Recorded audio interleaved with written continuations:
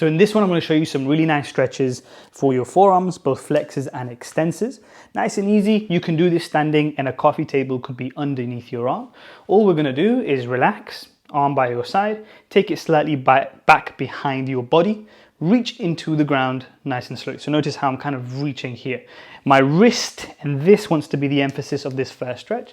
So I'm going to find a nice spot on the ground here, push into the floor, and nice and easy. Now, if I wanted to make that stretch more aggressive to make sure it's getting this part of my body, then I'm going to just hold and rock. And I really just want you to rock back and forth. If you feel like a nervy stretch going through your biceps, that's not necessarily a bad thing. That can just mean your nerves are getting a bit of a stretch as well. Just make sure it's nothing that leads to numbness in the fingers, okay? So here, back behind the body, and we're stretching that part of the forearm. You can see I've got pretty good wrist mobility, so all of this isn't really stretching, but let's say this was a bit of a stretch for me, I would be feeling that through here. I'm gonna hold that, rock nice and easy for about 30 seconds. And from there, I'm gonna stretch the front of my wrist. Now this I will feel. I'm gonna turn my wrist down to the floor and place it into the ground, and then just rock forward, 1, 2, 3, and just rock back and forth.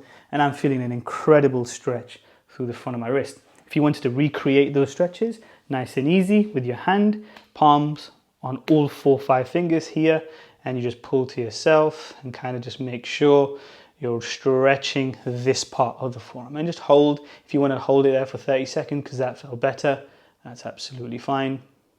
And relax and breathe. And then if I wanted to stretch that part of my forearm, I hold this way. Again, don't crank on anything, just relax. I would honestly just play around with it. Reach, push, pull this way. Well, this goes in that direction, and move the wrist around. And it should feel quite nice in that part of the forearm.